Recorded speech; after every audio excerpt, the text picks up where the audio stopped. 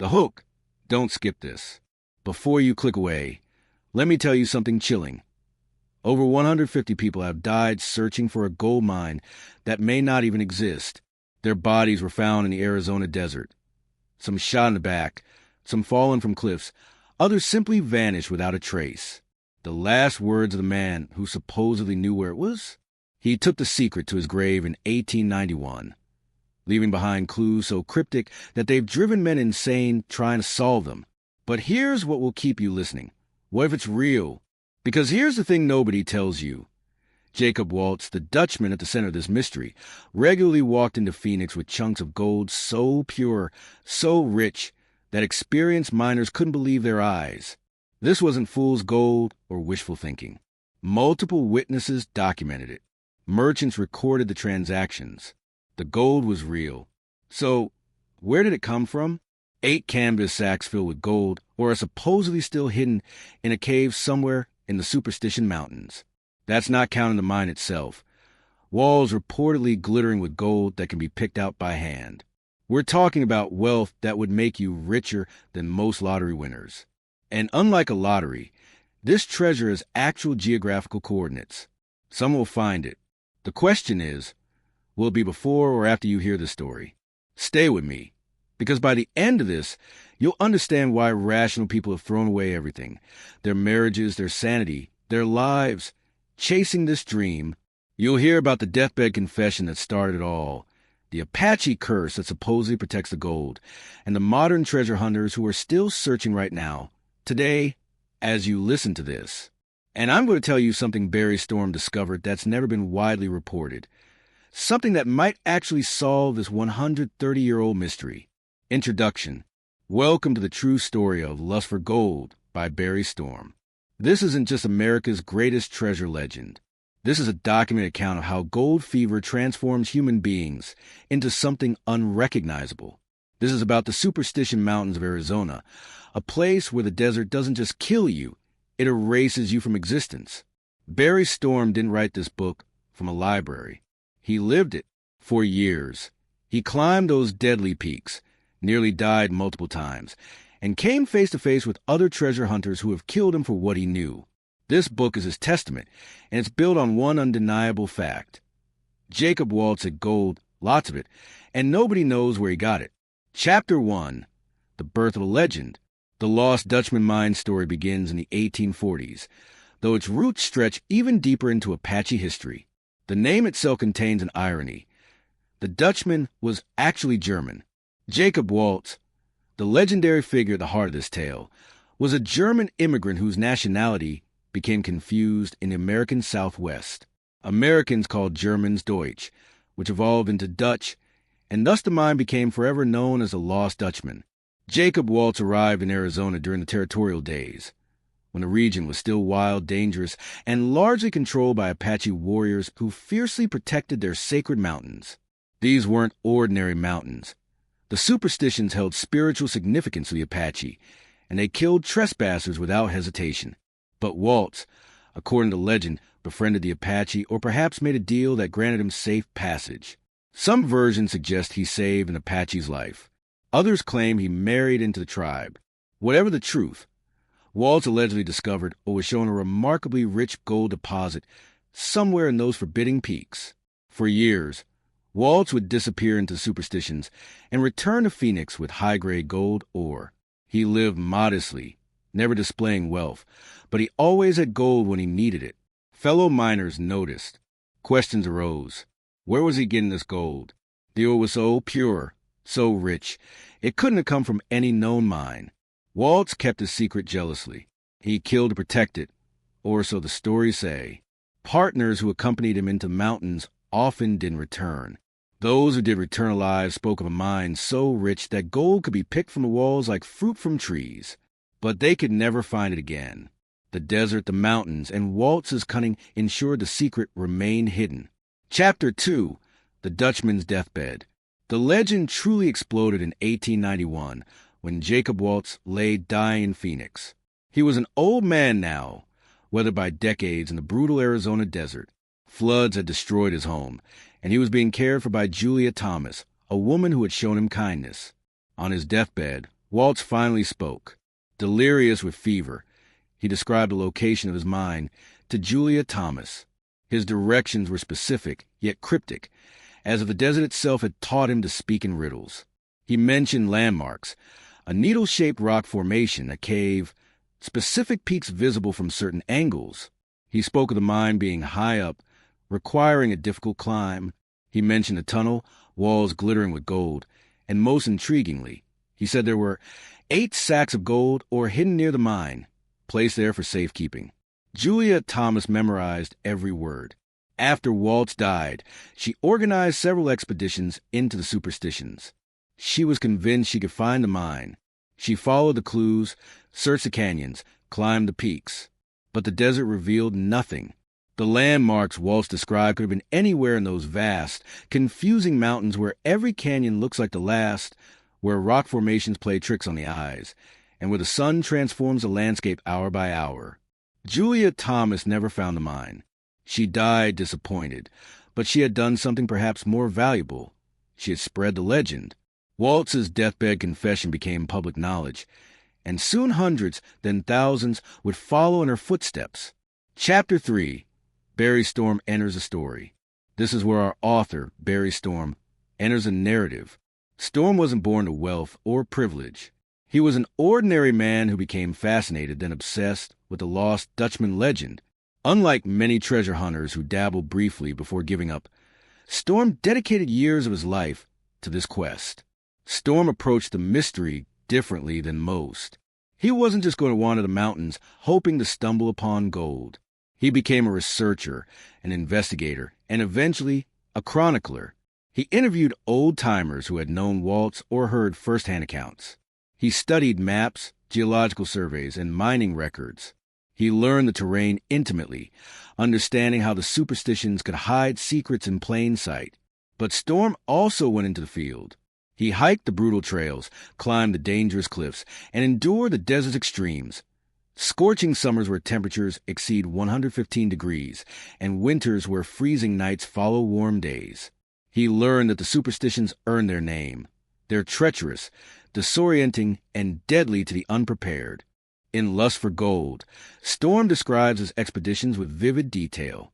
He writes of finding old mine workings, evidence of earlier seekers, and tantalizing clues that suggested someone at some point had indeed extracted significant gold from these mountains.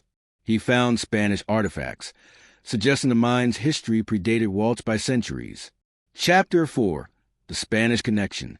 Storm's research uncovered a fascinating layer to the legend, the Spanish Connection. Long before Jacob Waltz arrived in Arizona, Spanish conquistadors and later Mexican miners worked the region. The Spanish, in their relentless quest for gold, had established mines throughout what would become the American Southwest. The Peralta family, wealthy Mexican miners, allegedly worked a fabulously rich mine in the Superstitions in the early 1800s. According to this legend, the Peraltas would lead expeditions north from Sonora, Mexico, mine gold for months, then return home with mule trains loaded with ore. But in 1848, disaster struck. A large Peralta expedition was ambushed by Apaches in a canyon that would forever have to be called Massacre grounds. The attack was brutal and complete. Nearly every member of the expedition was killed. Their gold was scattered, buried, or hidden. The survivors who made it back to Mexico never returned, too traumatized by the massacre. Storm investigated the story extensively. He found evidence supporting the Peralta claim, old Spanish mining tools, markers carved into rocks, and most intriguingly, maps. The Peralta family allegedly possessed maps showing the mine's location. Over the years, various versions of these maps appeared, each claimed to be authentic, each leading treasure hunters on new quests. Storm suggests that Jacob Waltz may have found the old Peralta workings or learned of their location. Perhaps Waltz's discovery was actually a rediscovery of Spanish operations. This would explain the richness of the ore and why the mine was so difficult to locate. The Spanish had been masters at concealing their workings from Apache raids. Chapter 5. The Psychology of the Search. One of the most compelling aspects of Storm's book is his exploration of what the search does to people. The lust for gold, he argues, is unlike other desires. It doesn't merely tempt, It transforms. Men who enter the superstitions as rational individuals emerge changed, sometimes broken. Storm documents case after case of treasure hunters who became obsessed. They spent their life savings, abandoned families, and sacrificed careers for the search. Some died in the desert from dehydration, falls, or exposure. Others went mad from the frustration of endless searching without discovery. The mountains themselves seemed to resist discovery. Storm describes the superstitions as almost sentient, deliberately concealing the mind, punishing those who seek it too eagerly. Landmarks mentioned in clues would look different in varying light. Trails would disappear in storms. Rock slides would alter canyons. It was as if the desert was alive and protecting its secret. Storm also writes about the violence the search inspired. Treasure hunters fought each other, sometimes fatally, over claims and territory.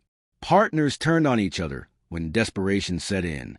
Men threatened, attacked, and occasionally killed fellow seekers, each convinced the other was hiding information or had discovered the mine first. The Apache legend added another layer of dread. According to native stories, the mine was cursed. The thunder god protected it, and those who sought Apache gold would die. Indeed, the death toll among lost Dutchman seekers was remarkable. Storm catalogs dozens of deaths, some explainable, others mysterious. Bodies found with no apparent cause of death. Experienced desert travelers who vanished without trace. Shootings that appeared to be executions. Chapter 6. Storm's Discoveries. Barry Storm himself made several significant discoveries during his expeditions, which he details in Lust for Gold. While he never found the lost Dutchman mine itself, he uncovered evidence that gave the legend credibility and suggested he might have been close. Storm discovered old mine shaft that showed signs of rich gold deposits. He found tools left behind by previous miners, including items that could have dated to Waltz's era. In one canyon, he uncovered what he believed were Spanish mining operations, carefully constructed workings that would have required significant effort and time, suggesting the site was productive enough to justify such investment. Most intriguingly, Storm found gold, not the massive deposit of legend, but real gold nonetheless. He located several small caches or samples that proved gold existed in those mountains in commercial quantities. This was significant because skeptics had long argued the entire legend was fantasy, that there was no gold at all in the superstitions. Storm also discovered evidence of the Peralta massacre. In an area matching descriptions of massacre grounds, he found old artifacts, bones, and signs of a large-scale conflict. This validated at least part of the historical record and suggested other elements of the legend might also be true. Perhaps most remarkably, Storm believed he had narrowed down the mine's location to a specific area. Through years of research and field work, he concluded the mine was in the western portion of the superstitions, high up, accessible only by difficult climbing, and concealed in a way that made it nearly impossible to spot unless you were standing right at its entrance. Chapter 7. The Clues and the Confusion. Lust for Gold extensively examines the various clues left by Waltz and others. Storm analyzes each piece of information, comparing versions, eliminating contradictions, and attempting to create a coherent picture. Waltz's deathbed directions mentioned several key landmarks. He spoke of Weaver's Needle, a distinctive rock formation visible from much of the superstitions. The mine was supposedly near this needle, but the question was, from which direction? Depending on where you stood, Weaver's Needle appeared completely different, and distances were deceiving in the clear desert air. Waltz mentioned a cave where he hid his gold. He described a tunnel, requiring difficult climbing to reach. He spoke of specific peaks forming alignments. Each clue seemed clear in isolation, but became confusing when combined with others. Was Waltz deliberately misleading even in death, or had fever distorted his memories? Storm documents how other treasure hunters interpreted these clues differently, each convinced their interpretation was correct. This led to searches in completely different areas of the superstitions. Some focused on the western regions, others the eastern. Some searched low in the canyons, others high on the peaks. Adding to the confusion were numerous fake maps and deliberately planted false clues. Con artists created elaborate hoaxes to sell worthless treasure maps to eager seekers. Genuine researchers found their work complicated by these fabrications, never quite sure which information was reliable. Storm also explores how the landscape itself had changed since Waltz's time. A century of erosion, rock slides, and even earthquakes had altered the terrain. Landmarks Waltz described might no longer exist or might look dramatically different. Trails had disappeared, been covered by vegetation, or been washed away in flash floods. Chapter 8. The Apache Perspective. Storm dedicates significant attention to the Apache perspective on the Lost Dutchman legend. For the Apache, the superstitions were sacred ground, home to their thunder gods and spirits. The mountains were not a place for casual wandering or gold mining. They were holy. The Apache warnings to stay away from certain areas weren't merely territorial. They represented genuine spiritual beliefs about the mountain's power. Storm recounts Apache legends of curses, of mountain spirits that killed intruders, and of gold that brought death to those who took it. Interestingly, some Apache informants confirmed that rich gold deposits existed in the superstitions. They knew where gold could be found but considered it forbidden, protected by supernatural forces. An old Apache told Storm that Waltz had indeed found gold but had violated sacred ground and would be punished in the afterlife. The Apache also had their own explanations for the deaths of treasure hunters.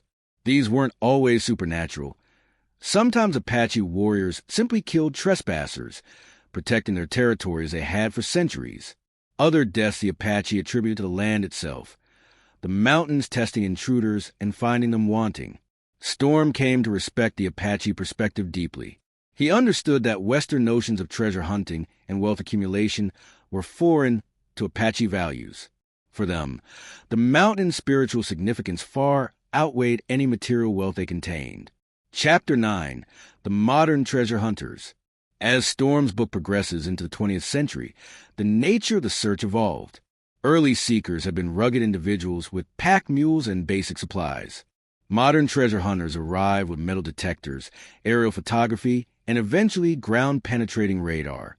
Storm describes meeting numerous contemporary treasure hunters, each with their own theories and approaches. Some were wealthy hobbyists, treating the search as adventurous recreation. Others were desperate men, seeing the Lost Dutchman as their last chance at financial salvation. A few were serious researchers like Storm himself, approaching the mystery methodically. The modern era also brought legal complications. The superstition wilderness became protected land. Mining claims became difficult or impossible to file.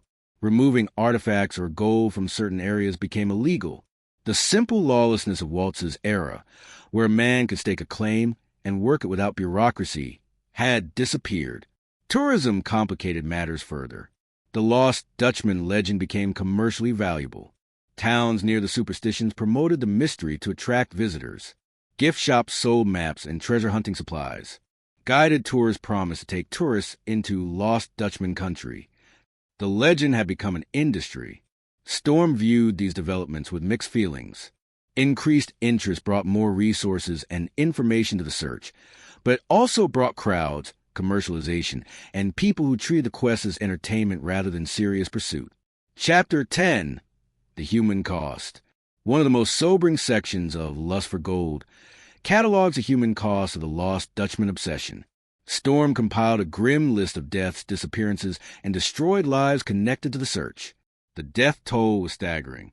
Dozens of confirmed deaths, and likely many more unrecorded ones from the early days. Some died from natural desert hazards, dehydration, heat stroke, falls from cliffs, or snake bites. Others died in violence, shootings, beatings, or mysterious murders never solved. Some stories were particularly tragic. Storm tells of families destroyed when fathers became obsessed and spent everything on futile searches. Children grew up in poverty while their parents chased phantom gold. Marriages crumbled under the strain of endless expeditions that yielded nothing. Mental breakdowns were common. The frustration of perpetual searching. The conviction that discovery was always just barely out of reach. The desert's psychological toll. These combined to break even strong minds. Storm describes meeting former seekers who had gone mad, living in the mountains, convinced the gold was speaking to them or that they were being watched by spirits. Some seekers never emerged from the superstitions. Their bones were found years later, sometimes never identified. The desert had claimed them, and the manner of their deaths often remained mysterious. Had they gotten lost and died of exposure? Did they fall? Were they murdered by rival treasure hunters? Or had something else happened in those lonely canyons? Storm reflects on his own near-death experiences. Multiple times he faced dehydration, dangerous falls, and threatening encounters with other searchers. He acknowledges that he too felt the pull toward obsession, the temptation to sacrifice everything for one more expedition, one more season searching. Chapter 11. The Evidence of the Mind's Existence. Despite the deaths, failures, and mysteries, Storm presents compelling evidence that the lost Dutchman mine actually exists and isn't merely legend. This section of his book examines the case methodically, like a detective building an argument. First, there's a documented fact that Jacob Waltz had gold. Multiple witnesses confirmed he regularly had high-grade gold, or Phoenix merchants recorded selling supplies to Waltz and receiving payment in gold. This wasn't speculation. It was documented fact. The question wasn't whether Waltz had gold, but where he got it. Second, geological surveys confirmed that the Superstitions contained gold. Professional geologists found evidence of gold deposits throughout the range. While no massive deposit had been publicly located, the presence of gold was undeniable. Waltz's claims weren't geologically impossible. Third, the Spanish mining evidence Storm and others discovered suggested historical mining operations. The Spanish meticulously recorded their mining activities, and their records mentioned rich deposits in the region that became Arizona. Some of these records matched the Superstition area. Fourth, the specificity of Waltz's deathbed directions suggested he was describing a real place, not inventing fiction. His descriptions included details that only someone who had actually been to a specific location would know. The landmarks he mentioned existed. His directions, while hard to follow, weren't nonsensical. Finally, Storm points to the continued discoveries of small gold finds in the Superstitions. While no one had found a mother lode, numerous people had found enough gold to prove it was there. Each small discovery suggested a larger source existed somewhere. Storm concludes this section by arguing that the cumulative evidence makes the mine's existence more probable than its non-existence. The legend, he insists, is built on a foundation of historical and geological fact, not pure fantasy. Chapter 12. Theories about the mine's location. Storm presents and analyzes the major theories about where exactly the lost Dutchman mine is located. Over the decades, different researchers and treasure hunters had developed competing theories, each with supporting evidence. The Weaver's Needle theory suggested the mine was near this prominent landmark, which Waltz had mentioned specifically.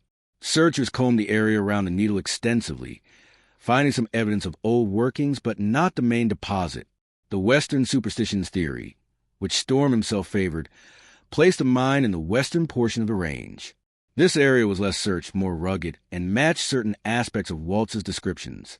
Storm believed the mine was high up, requiring difficult climbing, which had deterred many searchers. The hidden canyon theory proposed the mine was in a canyon so concealed that it could only be accessed from a specific direction. Unless you knew exactly where to enter, you'd never find a canyon at all. This would explain why so many searchers had failed. They walked past it dozens of times without realizing. The multiple mines theory suggested Waltz didn't have one mine, but knew of several smaller deposits. He might have worked different locations at different times, which would explain contradictions in his descriptions and why the mine remained unfound. Searchers were looking for one location when they should have been looking for several. The Peralta mine theory held that Waltz had found the old Spanish workings, and therefore searchers should focus on evidence of Spanish mining.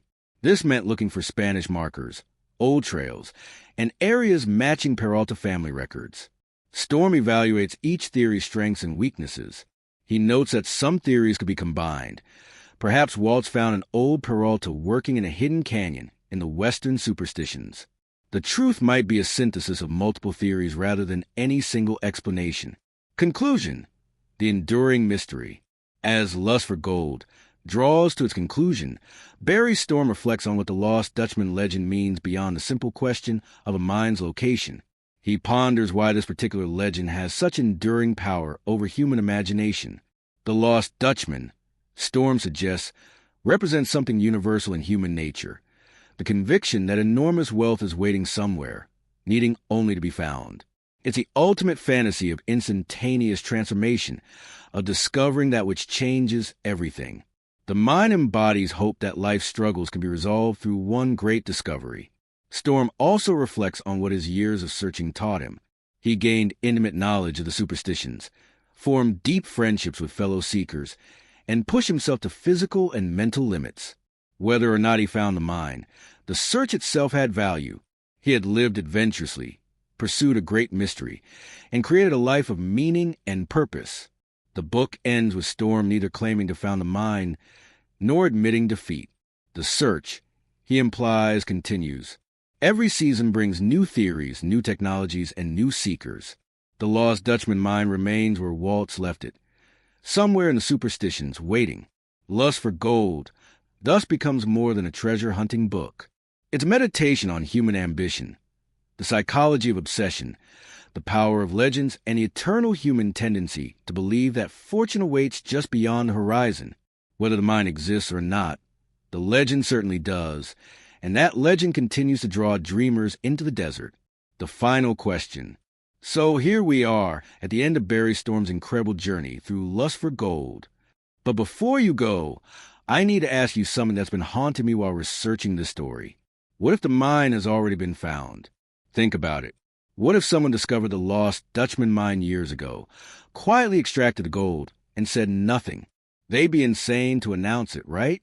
The moment you tell the world you found it, you'd have the government, claim jumpers, and every desperate treasure hunter in America coming for you. You'd become a target. Your life would be in danger. So ask yourself, if you found billions in gold in a remote mountain cave, would you tell anyone? Or would you slowly, carefully, over decades, convert to cash and live quietly? Maybe the reason nobody has officially found the lost Dutchman isn't because it doesn't exist. Maybe it's because the person who found it was smart enough to stay silent. Here's an even darker question. How many of those 150-plus dead treasure hunters actually found something? What if some of those mysterious deaths weren't accidents at all?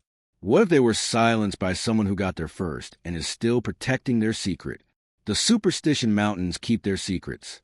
The question is, are they keeping secrets from us or for someone? One more thing before you go. Storm's book revealed something fascinating in its final pages that I didn't have time to fully explore today. He documented a pattern in the locations where Waltz's gold was found, a pattern that, when mapped correctly, points to a specific quadrant of the superstitions that has barely been searched. Modern treasure hunters with new technology are focusing on this area right now. Which brings me to this. What should we cover next? Should we dive deeper into the Peralta family massacre and the Spanish treasure maps that still exist? Other legendary lost mines of the American West, like the lost Adams Diggings or the lost cement mine. Modern treasure hunters using satellite imaging and AI to crack these centuries-old mysteries. The psychology of treasure hunting. Why do intelligent people risk everything for gold? Drop your vote in the comments below. The most requested topic will be our next deep dive. Why you need to subscribe. Look, I could give you the standard hit the subscribe button speech, but let's be real about why you should actually subscribe to this channel. First, we're covering stories that nobody else is telling this way, not the sanitized, surface-level versions you find elsewhere. We go deep. We read the original sources. We find the details that make these legends come alive. Second, if you found this story compelling, I've got a dozen more treasure legends lined up that are just as fascinating. Some are more believable than the lost Dutchman. Some are even more mysterious. And a few, I'm not kidding, might actually be solvable with information available today. Third, this channel is building a community of people who love real mysteries, historical enigmas, and stories where the truth is stranger than fiction. The comment sections here are gold mines themselves. People sharing family stories, local legends, and information you won't find anywhere else. Fourth, I'm planning a special series where we'll actually map out these treasure locations using modern satellite imagery and geological data. We'll crowdsource the investigation. Maybe, just maybe, we'll be the ones to solve one of these mysteries. But that only works if we build this community. Here's the deal. If we hit 100,000 subscribers, I'm going to the Superstition Mountains myself. I'll document the expedition, share what I find, and bring you along for the ride. Real boots on the ground, real investigation, not some TV show dramatization, actual research. But I can't do it alone. Click that subscribe button and ring the bell so you don't miss when we drop the next legend. Because here's what I know. Somewhere out there in a mountain range, a desert cave, or buried beneath an old trail, there is real treasure waiting to be found. These aren't fairy tales. These are historical facts wrapped in mystery. The question isn't whether treasure exists.